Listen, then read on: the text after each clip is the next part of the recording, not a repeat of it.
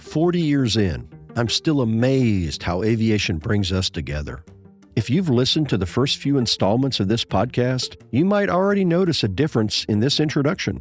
Typically, our fantastic voiceover artist, Tammy Ankra, sets up these conversations by relating our guests to a wider theme within aviation. Our guest today, however, requires a little personal backstory. Earlier this year, I was invited to the VAST conference in Hurst, Texas, about a 30-minute drive from our Airbus facility in Grand Prairie. Great minds from across the world of aviation were to converge on the Hurst Conference Center to deliberate on helicopter safety, among other aviation-centric topics. We thought, what a perfect opportunity to record conversations with some insightful guests who would otherwise be unavailable to us.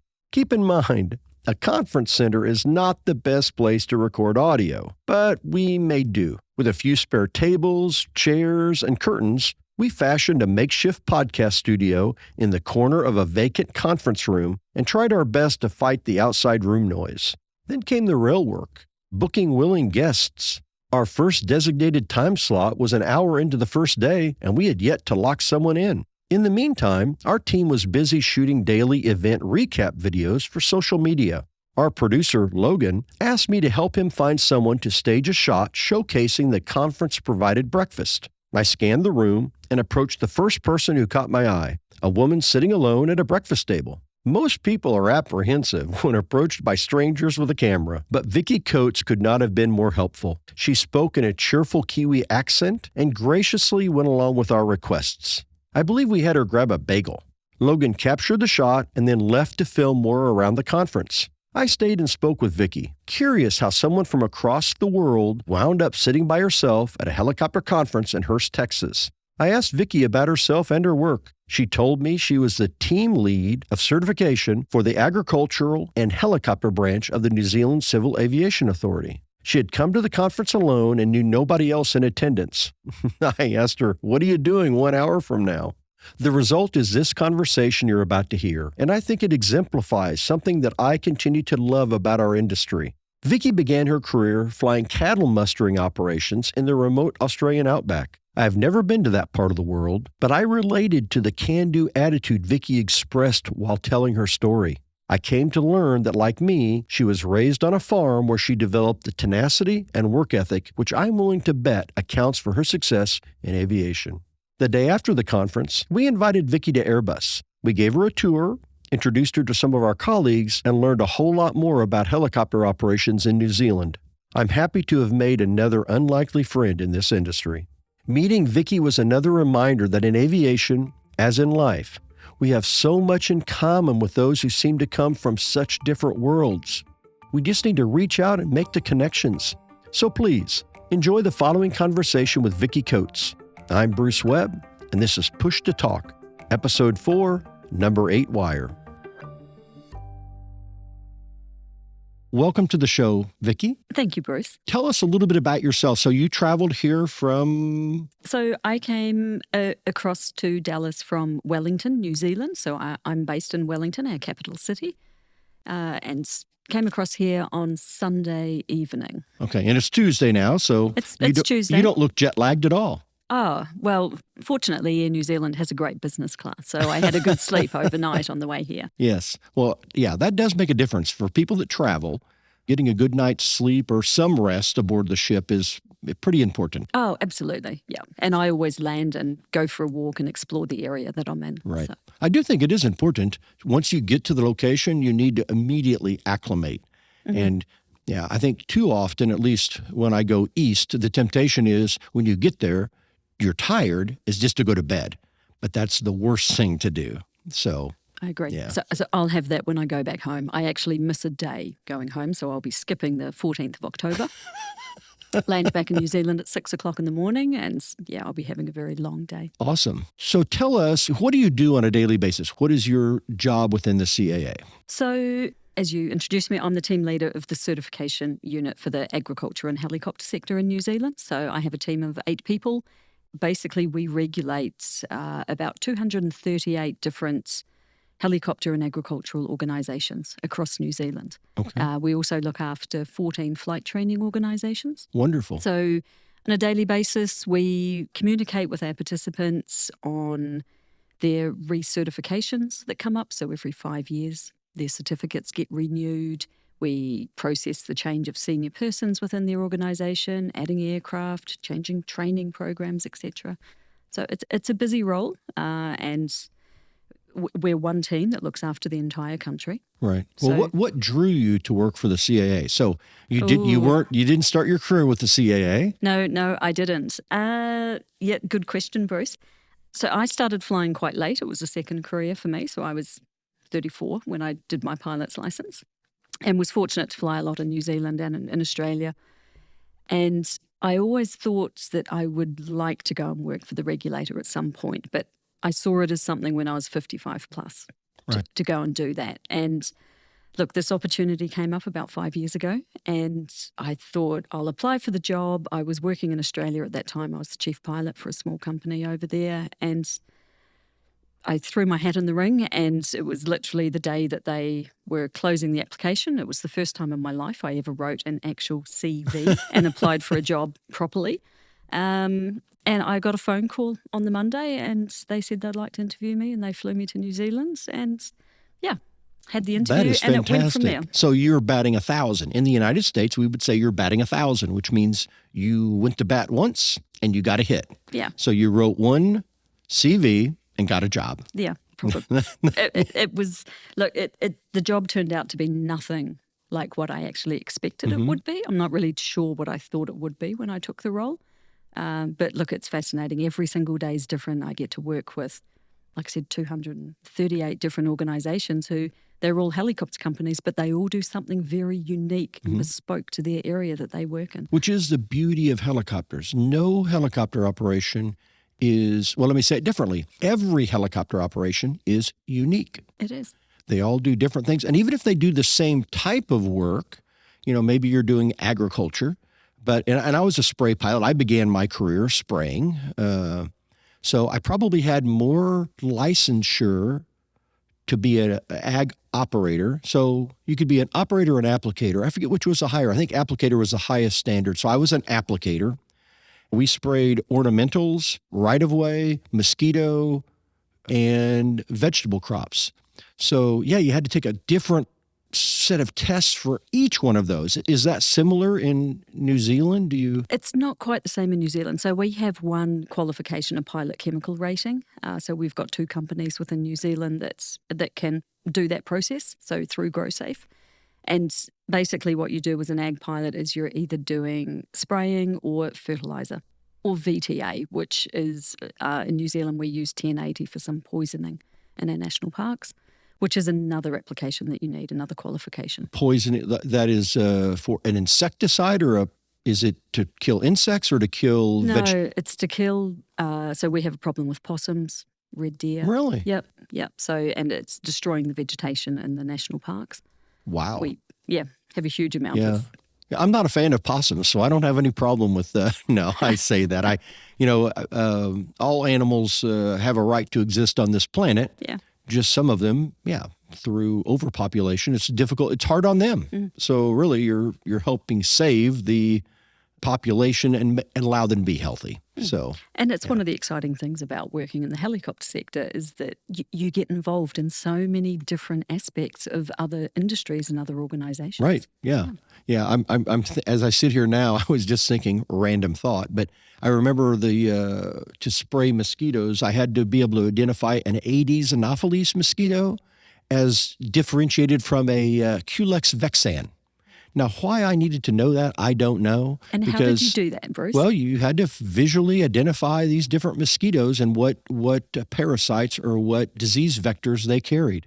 I can't remember what I had for lunch yesterday, but I can remember these dumb mosquitoes. Yeah. But anyway, all to say that, that is the wonderful thing about helicopters is that they're unique. Every ship is oftentimes best suited for certain missions, certain jobs. You wouldn't use a Super Puma to spray mosquitoes, but you also wouldn't use an R-22 to lift power line poles. So your background, so how did you begin your career? So you were 34 years old, you decided you wanted to be a pilot. So how did you progress? So I decided when I was quite young that I wanted to be a helicopter pilot, and I took a gap year when I finished my high school, took a gap year from uni, went overseas and sort of got sidetracked. So I didn't come back to New Zealand for about 17 years in that time, and then eventually thought, hey, I really need to make this decision here and actually go and do my license or I'll be too old. So I moved back to New Zealand from the Netherlands when I was 33 and learned to fly in Christchurch, New Zealand. What kind of aircraft? I learned in a Robinson 22. Okay. The Robinson 22 is probably the most prolific aircraft that we use in New Zealand for flight training. Right, yeah. I didn't learn in those, although I did. We had Tim Tucker on the show, and so I learned to fly Hughes 300s or 269C models, but I quickly started flying R-22s, but I didn't fly alphas or betas. I flew standards, which most people don't even really know there ever was a standard. So I believe the alphas and betas, the gross is 1370. Mm-hmm. And if I recall, and again, now this is 35 years ago, folks, so don't hold me to this, but I think a standard was 1,300 I think you're correct. So a friend of mine used to own a standard. Which was maybe serial number 7. Yeah, I think it was very, very low down in the Robinson list. Yeah. So they were great little helicopters, no question about it. So you learned in a 22. Yep. So I learned in a 22 in New Zealand, in Christchurch. Over there, a commercial license is 150 hours of flight training. Same here in the States. Yep. So it took, together with the exams, it took 9 months or a year to work through that. It was part of a dedicated program run by a flight school. So I did that, and when I graduated, like everyone, I was thinking, how do I find a job in this industry? What do I do? And a lot of people were going over to Australia at that stage and doing cattle mustering. So there were lots of jobs advertised. You had to live off in the outback, far away, middle of nowhere. But it was always 1,000 hours experience, and here's me with my 150 hours. So I saw this job advert and I thought, I'm going to ring this guy on the off chance and just say... Your CV worked fantastic the first time, so... yeah, this was pre-CV days. So I rang this guy and got talking to him, and I said, look, I'd love to come and work on your station, but how do I do it? I've got 150 hours. And he was in the very top end of Western Australia. And I happened to catch him when he was driving a truck from Broome down to Perth, which is about a 16 or 18-hour drive. And we got talking, and he was like, he said, that's interesting. He said, my wife's name's Vicki, and she comes from New Zealand as well. She's from Hamilton. So we sort of had this connection, and I just got him at the right time, I think. So we got talking, and he said, it's a really hard industry to get into. He said, why don't you come over, spend a season on the station, and we'll see what we can do and help you out. So I got off the phone, and I went and bought a ticket to Australia, and I flew to this place called the Yeda Pastoral Company, which is north of Broome. The deal was that I was going to go there and just help out ground crewing, get used to working with cattle. I come off a farm, so I'm quite happy, quite comfortable working with animals. And anyway, so there I was, and I was working in the yards. I'd been there for 2 days, and they had another Kiwi pilot working for them. And that young pilot was in the yard helping us. This tiny, tiny little calf, which was only about 4 days old, had walked up and stood behind him. And he didn't see it, and he stepped backwards, tripped over the calf, broke his tailbone, which is tragic. I'm saying this with a smile on my face because it helped my career. Him. Not so tragic for you, I suppose. Exactly. And he got rushed off to hospital, and he wasn't able to fly for about 6 months when he recovered. So Jack, the station owner, said to me, well, Vic, here's your opportunity. And look, he was great to learn with because he said to me, he was like, you stay at 500 feet and 50 knots. And he said, if I see you going below that, he said, I'll have you basically. Right. So I went out and I followed his instructions, learnt to muster. In the beginning, I couldn't see the cattle to save myself. I'd be flying along going, where are they, Jack? And they're under you. He said, well, you've just flown over them, so they're all heading back in the other direction.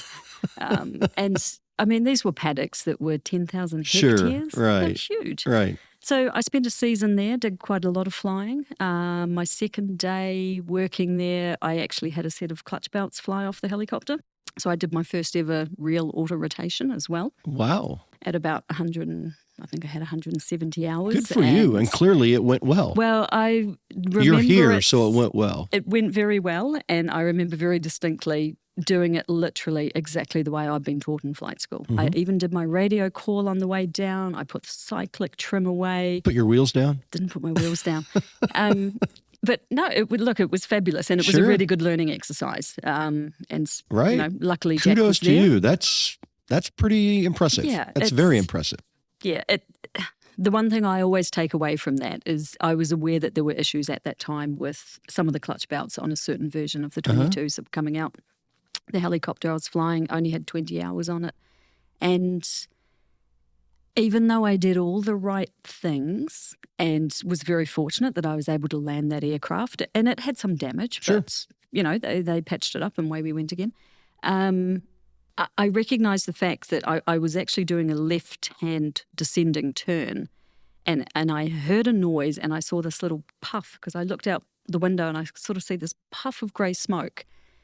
And for a split second, I was thinking, what is that? And because it was in my mind about these clutch belts, one of my friends who was an engineer had said to me, just be so careful, Vic, when you're over there.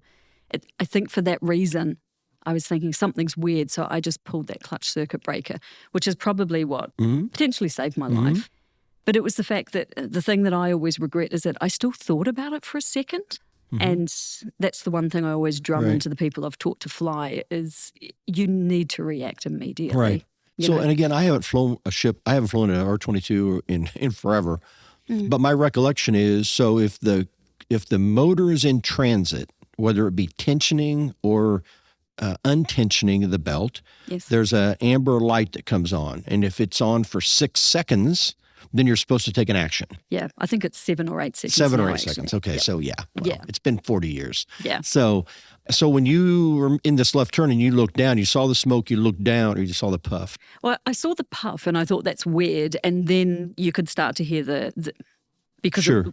the belts weren't there anymore Sure. to drive the engine. So you could hear it coming down. So I did all the right things before the low RPM light came on. Yeah. Good for you. That's incredible. That's something to be proud of. It really is. Not that the event happened, but I believe that it validates your competency. I mean, I'm sure when you were on the ground, if you were so bold to admit when you got on the ground, you felt good about your skill set. Oh, I did. And I definitely felt it was a validation of what I'd learnt because this is one of the things when you learn to become a pilot that you always think there's the pilots out there that have had an accident and there's the pilots that are going to have one. So it's always in your head, you learn this, you do hundreds and hundreds of auto rotations and flight training, but you're always thinking, will I do the right thing when it happens? Right. And I certainly never expected it to happen on my second day flying. So that did work. That was a great On a ship with validation. 20 hours. Yeah. And, me coming off a farm and riding horses, my dad always taught me, you come off your horse, you just get back on. So when Jack landed his helicopter next to mine and we went back to the yards, he was like, he said, what do you want to do? And I said, well, I'll fly yours back. So I jumped in, and Right. in hindsight, might not have been the best decision. Oh for the no, it human was a factors, good decision. But I was feeling. Why not? Yeah, There's I was no feeling reason fine. not to. You didn't mean. Yeah, I think if you feel comfortable doing it and you're not doing it just out of bravado or machismo, then there's no reason not to. Yeah. I mean, you could have had a bird strike, which would have been an event which would have caused you to have a forced landing. That wouldn't stop you from flying another ship home. So, yeah, I think that's commendable for you and for the other gentleman to say, sure, if you feel comfortable doing that, do that. That is we don't wish that to happen for anyone. But, when you handle something successfully, it does give you a sense of accomplishment and makes you feel good about the training. And it, like you said, it validates all that you've gone through to get where you are. And I would pose, again, I'm a farm kid too. So I grew up, we raised cattle and hogs. We raised purebred Angus cattle and commercial hogs. Cattle were that's what we really did, but the hogs were really to buy groceries. So yeah, I grew up on a farm as well.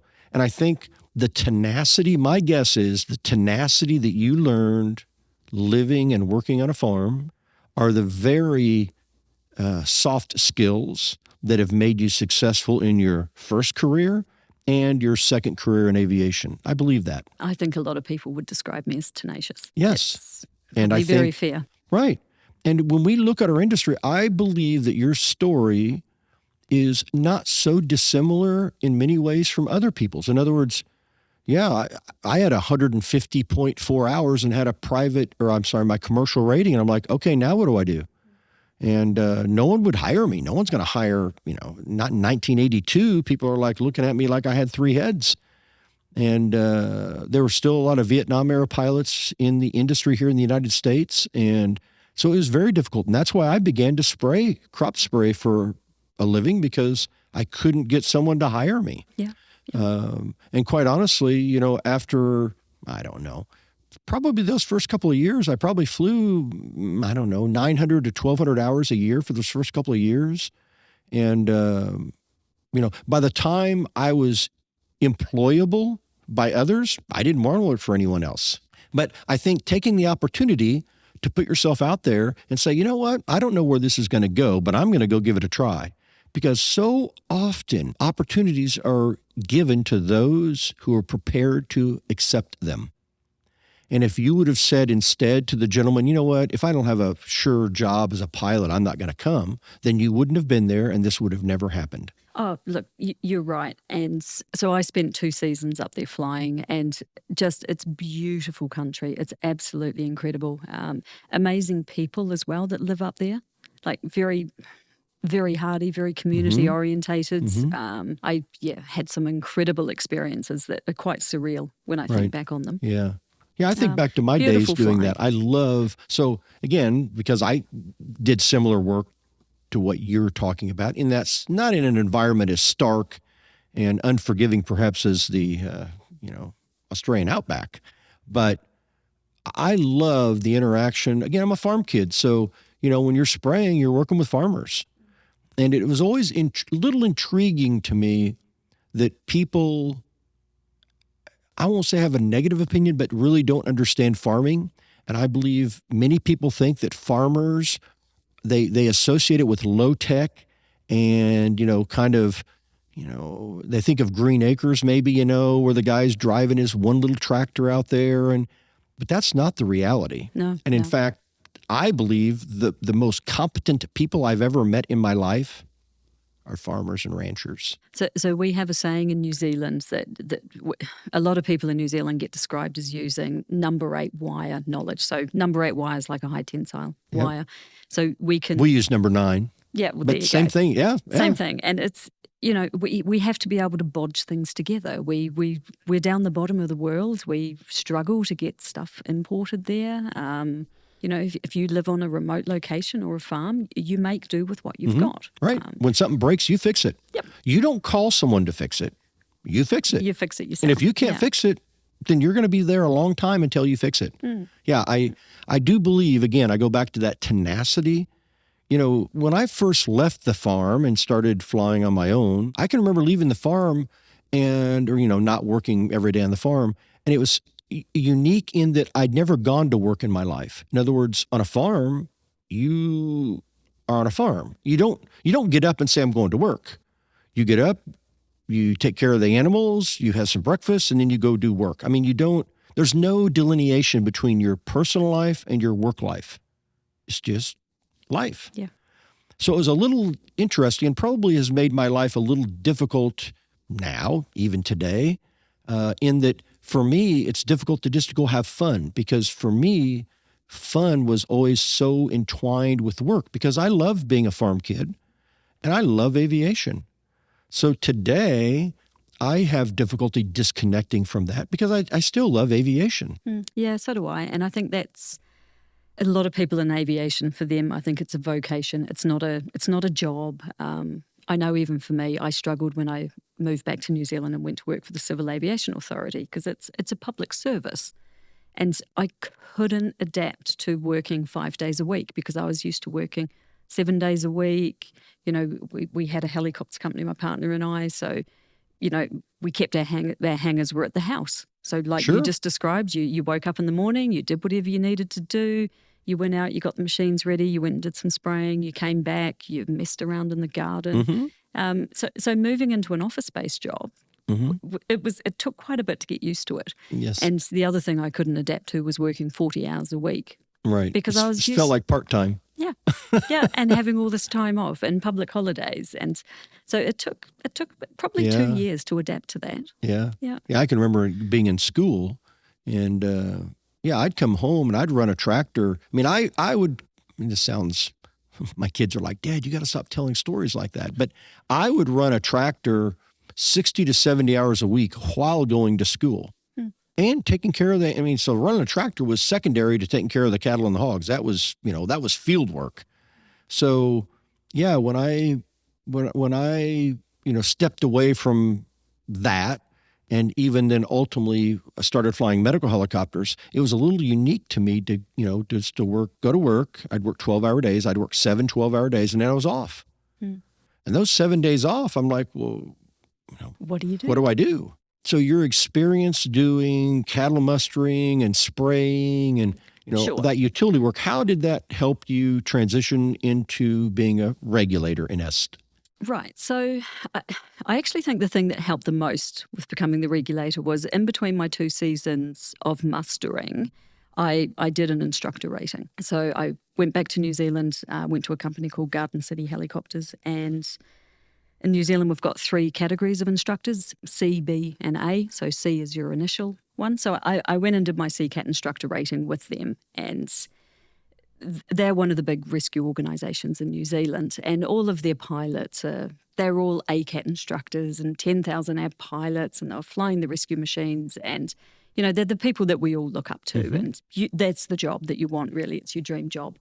So I did my instructor rating with them, and when I finished that rating and I was going back to Australia mustering, John Curry, who owned that organisation, he said to me, he was like, look, if we have a job come up, we'll ring you.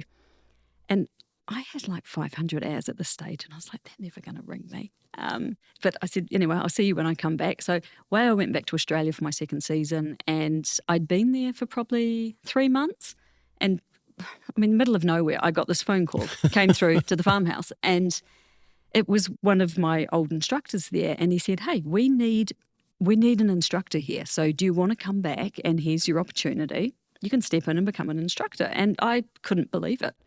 So I went back and I started working as an instructor there. They had a class of about 7 or 8 students, and I was mentored by all these amazing people, just absolutely phenomenal pilots, the likes of Neil Scott, who's he's probably the most qualified pilot that we have in New Zealand, both fixed wing and helicopter, high time. He keeps telling me he'll retire one day, but I don't think he ever will. He's about, I won't say because he'll shoot me. He's young. So anyway, I was really blessed to be mentored by all these amazing pilots. And I stayed with that organisation for about 4 years and became a BCAT instructor. So I've done a couple of thousand hours instructing now. And I think it was that instructional technique and capacity that I learnt that really helped me to become a regulator, because I believe being a good instructor it's not just being able to teach the skill to someone, but it's being able to recognise what that student is struggling with, what part of something they don't understand, and then being able to give that information to them in a way that they can understand Absolutely. it. So there's no point in just repeating the same thing 3 times. If someone doesn't get it, you need to change your approach so they do understand it. Right. So for me, I think that's the part that's helped the most becoming working for the regulator is. So the first battle was getting people to understand that the regulator's not the devil. We're actually there to help you. Absolutely. We want safety. It's a partnership in a lot of ways. So that's sort of the approach that I've always taken to it, that it's about communicating, collaboration, engagement, having dialogue with people, like listening to our participants and understanding the parts that they're struggling with, and then enabling them to understand why we have these regulations and how they fit in that system. Yes. So communication is the key for all of it. And when you look at, or I believe, when you look at flight instruction, and I loved flight instruction. I haven't done any ab initio training in many years, but like you, I found I love the challenge of learning each student's individual needs and learning the ways that they learn. And I found the challenge to communicate with them in a way that was useful. And as an instructor, if you've been flying with someone maybe an hour, hour and 15 minutes, and they're struggling with something that you know they can do, it's because now they are exhausted or they're tired. And, being an instructor, I would say we often say we teach people how to fly helicopters, but I don't think that is true. We stop people from getting hurt while they learn to fly a helicopter. In other words, we're there to give them guidance while they learn to do it. Because the mind, it's why you can't do when you're doing ab initio training, 2 lessons in the same day is useless. You need to do maybe an hour, 45 minutes to an hour and a half, somewhere in there. And then that's it for the day. Maybe you take the next day off, then you fly on the 3rd day and you do it again. But, if you try to compress too much in a short period of time, it just doesn't work for whatever reason. And you'll end up with a student who, some of them may be very good hands-on. You say, that's one of those pilots, they've got great hands, but have they developed the situational awareness that they need, or even the emotional intelligence that they need when they're flying? Right, decision-making skills. To recognize what's happening with their passengers or the job that they're going into? Absolutely. Yeah, so much. And again, this is just my belief, but I believe if we took all the pilots in the world virtually that fly helicopters, and we could measure their dexterity manipulating the flight controls, their competency manipulating the flight controls, I think you'll find most of them, I'm on a scale of 1 to 10. You're going to find most of them are 8s and 9s. I mean, I think most people are pretty damn good at manipulating the flight controls.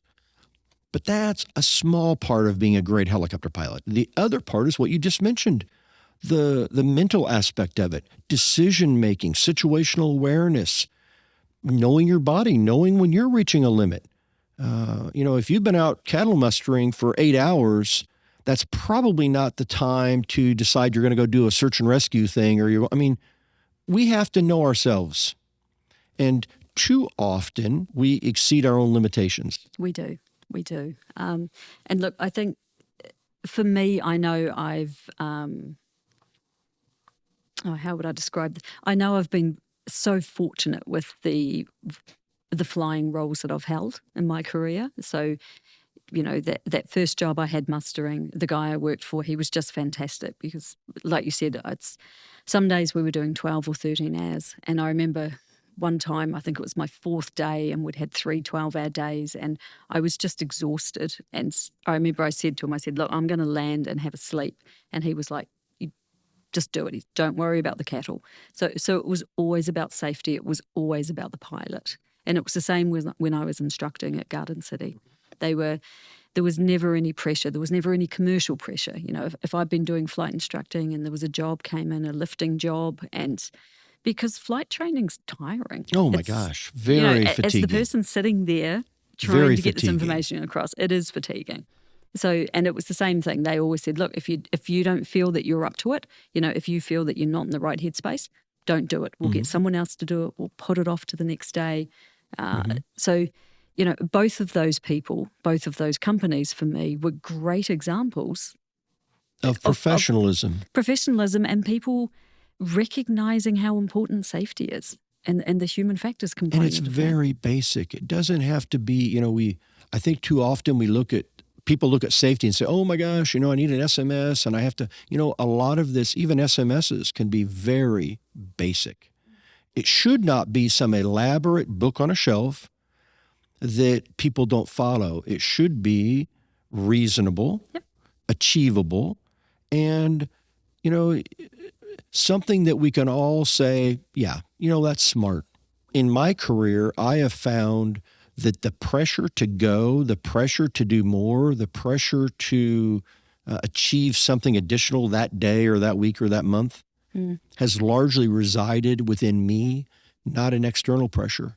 It's me that says, you know what, I don't want to disappoint Vicki. I'll go do that extra hour. When in fact, it would be much better if I said, you know what, Vicki, I'm exhausted. I can't do it. We all need to learn that ability to recognize when we're at our limit and say no. Definitely. So sort of following on from that theme, something interesting that we're seeing at the moment in New Zealand. So we have so with the pandemic, our borders were closed. We were locked down for a couple of years, literally. Famously locked down, actually. Famously locked down. So for me, it's quite exciting to be free from my country again and being able to come to Dallas.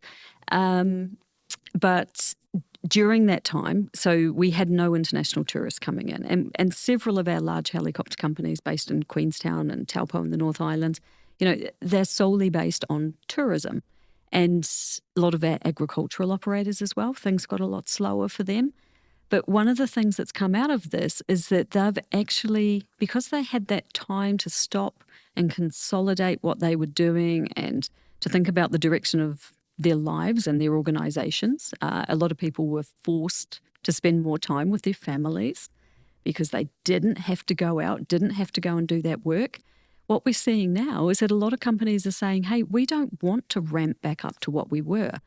So companies that previously had 20, 25 helicopters listed on their operations specifications, currently they'll have 12, and they're saying, we don't want to go back to the way it was. And bigger is not always better. No. And, for me, that's really refreshing. And a lot of them are using their safety management systems, which you touched on previously. That's another passion of mine.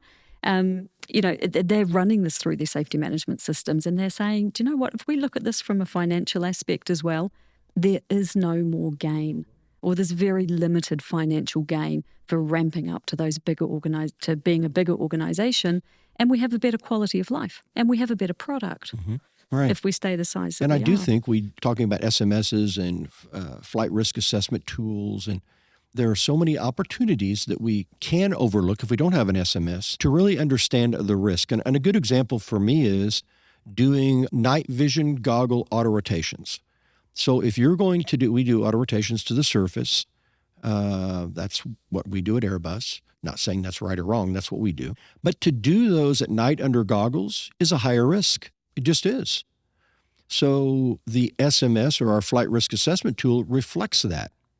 We have to be more cautious, and sometimes, even though all things may be okay from an environmental standpoint, maybe it's a beautiful night, there's the appropriate amount of lumen. It's not, your goggles aren't going to scintillate. It's a good night to fly, but, the instructor perhaps didn't get a good night's sleep or, wasn't feeling 100%. Instead of forcing it, and again, these flight risk assessment tools help us make those decisions, you have to say, you know what? No.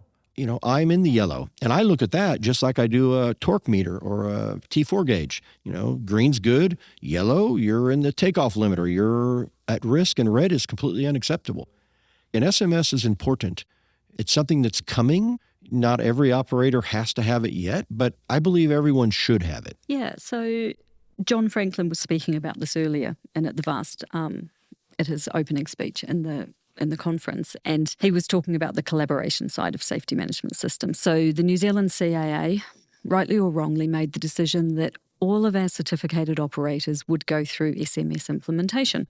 So even our little agricultural operators that have one aircraft have a safety management system. And we did a lot of work with our operators, a lot of engagement and education leading up to them actually going through the SMS implementation side. And what we're seeing now is we're seeing some of our smallest operators, because it's scaled and it's suitable to their organisation, what we're seeing is that they're collaborating more. So when you've got this sort of, we call them mum and pop operators. So one man, the chief executive's the chief pilot, his loader driver might be the safety manager, or his wife, or an office girl, and they're working together. And we're seeing companies that used to be competitors now might be sharing a safety manager, or they're at least sharing safety information, whereas previously they were totally isolated. Sure. And they'd never talk to anyone about what they were doing because they didn't want to lose their competitive advantage. Mm-hmm. Right. But now and they're I think talking that is from a good, and it safety goes back perspective. to communication. It's all about effective communication. There is plenty of work, and it does an accident affects us all. Oh, yeah. If your competitor has an accident, that is not a benefit to you. That is a detriment. It's a detriment to our entire industry. So it's in our best interest to help everyone succeed. And, I know that's difficult sometimes. People say, yeah, but, they're my direct competitor. Yeah, they may be on that particular contract or in that particular environment, but you know what? They may be your best ally one day as well. And I do think that communication, again, our opportunities through the internet, through, hell, cell phones. I mean, the ability to really communicate with people has helped our industry if we use the tool and we're unafraid. So I'm sure that the FAA is very interested in what's happened in New Zealand because it's not a requirement for everyone yet here in this country. But I do think more people are coming to the realization that it can impact in a positive way their operation because, accidents and incidents cost a lot of money. Mm-hmm. And when we really start to assess risk, if you turn down a flight because it is too risky, the threat is too high, and you lose $10,000 of profit, let's say it's a very high profitability flight, that is nothing when you look at the potential for an accident or an incident that evening. So again, to your point, I think the pandemic in many ways, and I'm not, certainly I'm not advocating for a pandemic, but the pandemic has, I do believe for many people, we've stepped back. In fact, what we're doing here today is a direct result of the pandemic. Prior to 2020, prior to March of 2020, I did only in-person presentations. I went around the world and spoke in person. But of course, I believe it was about March 12th of 2020, that came to a screeching halt. So I had to look for other ways to communicate. And so I chose videos. I started doing videos. And literally I started with my cell phone in my office. And, people that have watched my first videos probably say, yeah, Bruce, that's reflective in the quality of your videos. But it was something. And it was, and we had to learn to communicate differently. And then with Logan, who's here with us today, Logan Evans, he's the one that had the idea for the podcast. He's like, Bruce, we have to start podcasting. So my point is, while the pandemic was a horrific event, we all need to look at how it has made a positive impact as well. Absolutely. Look, it was a reset for a lot of people, and it's like everything, even an accident, touch wood that we never have them. There's always something to learn. There's always something that can be taken out of it that's going to help someone else. Right. Yeah. If we don't learn from accidents, and that's that's part of the reason, again, we're doing this, is we want to delve into some particulars of accidents, and we're not going to do that today with you. We've just met, so, but there'll be other opportunities for you and I to speak, I'm sure. But we do want to examine, it does us no good if we have an accident, we do an investigation, we have all this material, all this information, but then we don't disseminate it. Because quite honestly, and Randy Rolls said it this morning, I believe, as well, during his opening comments here at VAST, that, we don't have new ways to crash helicopters. We're crashing them in similar ways repeatedly. And that's largely true. And most of it is, in fact, human error. We're all humans. We're certainly capable of error at any time. But things like flight risk assessment tools, which include a good self-evaluation. I believe if you'd go back to your career when you're flying the line every day, so to speak, at the end of a 12-hour day, you're not as capable of executing any maneuver as you are at 1 hour into the day. And we need to realize that. And that doesn't mean you can't fly a long day, but it does change the risk. Oh, absolutely. Yep. And if we don't understand that and we don't put, something in to mitigate that risk, the question then is the reward greater than the risk? It's really why safety is not a word that I'm very fond of. I use an example in presentations sometimes. I will ask people, I will say, listen, I want everyone in this room who would like to hover a helicopter at 100 feet AGL. It's a Robinson. I'm going to use an R-22. Perfectly airworthy R-22. A perfectly airworthy R-22. If you ask 100 pilots who would like to go hover it at 100 feet AGL for 2 hours and not move, just hover it at 100 feet AGL, who would do that for nothing? And most people in the room would be like, yeah, I'm not doing that for nothing. I mean, you're right in the HV curve. You're in a position where if something goes wrong, you're in trouble. Most people wouldn't do that. And a lot of people would say, Bruce, that wouldn't be safe. And then I'd change it. I'd say, okay, who in this room would like to go hover an R-22, a perfectly airworthy ship, at 100 feet AGL for 2 hours, and I will give you $1 billion US dollars cash for doing that? How many people would do it? They all put their hands up. Everyone. Is it more safe now?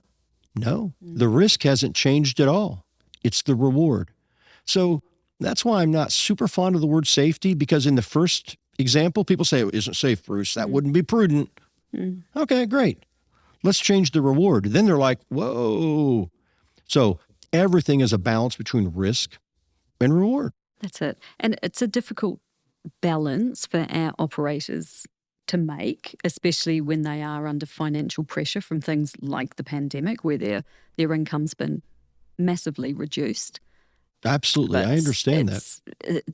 If they have a good system in place and they have the right people in place in that organisation as well, so if they've got a strong CEO, a good safety manager who's supported by the CEO for making those decisions. Right. I think that's definitely and I think the benefits. These small organizations too, they're typically family run and you're treated like family. And there are people that criticize that. I think that is fantastic. I've in my life always strived to work in an environment where I felt like I was part of a family. Yeah. And I think when you feel like you're part of a family, then you're okay with telling someone I can't, or even perhaps more important, you shouldn't. Hey, Vicki, you've been flying 10 hours. You know what?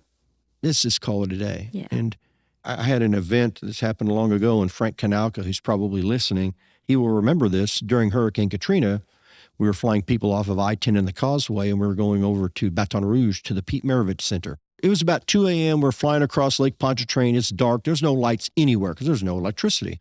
It's post-Katrina. And I'm flying a VFR helicopter. Frank's in an IFR twin, and we're going across Lake Pontchartrain. I said, hey, Frank, we're done. When we land, we're done. He's like, no, we can do another flight. I said, we're done. We're done. And, it's always tempting to push and do more and push and do more and push and do more, especially when you believe you're making a difference in people's lives. Yep. But the reality is, if we have an accident, then it all stops and no one gets helped. No. And in fact, we can be part of the problem then. Yeah, absolutely. So that's one of the big things as well with safety management systems in New Zealand. We really promote the culture of organisations, and we spend a lot of time talking to people about having the right people at the top, having the right culture within that organisation, how they're training their people, the expectations that they put on their pilots, their crew, right down to the clients that they're working with. So if you've got a farmer, for example, when I was flying ag work, the farmers would ring at 5 o'clock in the morning and you'd say to them, look, what's the weather like out there? Is it any good? Is it windy? No, there's no wind. It's absolutely perfect. Brilliant spraying conditions. You'd get out there and it'd be blowing 25 knots. Honestly, 9 times out of 10, the same thing would happen. But that pressure from those clients to go and do that job is not good. So that's something else that we're bringing into safety management systems back home is that, our operators, they feel more enabled now to actually say no to a client. Right. Because they don't have that fear either that if they say no to a job, someone else will say yes. The next company will go and say yes. And right. and there will always be and the that's ones that happened. do. Yes, that's happened in our business, unfortunately. Yeah, but that's part of the industry working together and where we have good industry groups. So we've got the New Zealand Helicopter Association. They spend a lot of time as well working with our operators and talking about exactly this, talking about culture, the expectations that you put on your people, the pressure that you allow your clients to put on them, even the way they interact with others. It's right. Well, I think that's massive. Why I'm certain, and again, we've just met, but I'm certain we'll have many more interactions. So I'm certain that it is your career path, which started, kind of inauspiciously, right? I mean, flying an R-22 in the bush to now being a regulator has provided you with a lot of lessons learned and allows you to interact with people and communicate with them because you understand the pressure. You understand what it's like to be out there and feel like you've got to go. And I'm certain that's part of the reason your CV, was batting 1,000. You provided one and you were hired, is that you have that ability to communicate because of your experience. Yeah, definitely. Look, I use my experience and I fly single engine VFR. Like I said, I'm a flight instructor and an ag pilot, but I don't do rescue work. I don't have NVG ratings. I fly at night. I'm a night instructor, night VFR instructor. But whatever you do in this industry, you've got to be upfront, you've got to be open, you've got to be honest. I've got a team of highly, highly skilled, specialised people working for me. These guys, they fly Super Pumas. They worked as hoist pilots overseas. They're multi-engine IFR instructors. They're just fantastic. Every single one of them is immensely more qualified than I am. And that's why it says team leader in your title, because it doesn't mean that you have to be the most skilled in anything. Yeah. It's your job to assemble a team of professionals that can accommodate and understand the entirety of your needs as a business. That's it. And that's why in the 5 years I've been at CAA, there's a big shift in the way our industry engages with us now. There's a huge change in the way we engage with our industry, which I think has enabled them to actually come to us, talk to us. We have people that ring us now and ask questions. I get phone calls 7 days a week from our participants about the most random things. Sometimes they'll ring to ask me questions about things that aren't even related to aviation. They just want my opinion, or they want the opinion of someone in the team. Which I think that's a great way to work as a regulator. Well, I think the word that boundary. leader is so important in your title and in your demeanor and how you conduct yourself personally and professionally. Thank you. And I think that, we need more leaders. We need more people who assemble a team of experts, not to be the expert themselves. And I think so often in our world, people who are in charge, however you want to define that, whether you're a manager, which is another term I'm not fond of, but leader is a term. Leader is something that everyone should ascribe to be. And that is a person who communicates well and knows what they know and knows what they don't know and reaches out to find the people that know what they don't know. So kudos to you. I think thank you. We as an industry, we as a world have to look past the old way of doing things, which was the person in charge had to know everything. Oh, and a lot of pressure on that person as well. It's right. And when we look at SMS, it's a system that it's not one person making all the decisions. It's not. It's a system, and really a system is put in place by a leader to allow everyone to succeed. That's what it ultimately is. And for the organization to succeed, if the organization succeeds, everyone succeeds. Exactly. So I'm interested to learn more about your SMS. In New Zealand, but for today, come to New Zealand sometime. Well, I've got to be invited, Vicki. So I don't go anywhere I'm not invited. I've never invited myself to go anywhere. I don't. So I've not been to New Zealand or Australia, two places I'd love to go. I've been as close as, I guess, Jakarta, Indonesia is probably the closest I've flown. Borneo, Sumatra, but probably Jakarta anyway. But I'm sure we can work something out to extend you an invitation, Bruce. And maybe Logan as well. Logan's fantastic. Yeah. So it looks like we've reached our clearance limit. I do want to thank you, Vicki. You have been a fantastic guest. Not only your competency as a leader, but your charm shines through. I mean that sincerely. Until next time, resume on navigation. Thank you, Bruce. Thanks for the opportunity. The information provided during this podcast, Push to Talk with Bruce Webb, is made available for general information and educational purposes only. The views and opinions expressed do not necessarily represent those of Airbus Helicopters, Inc. or its affiliates.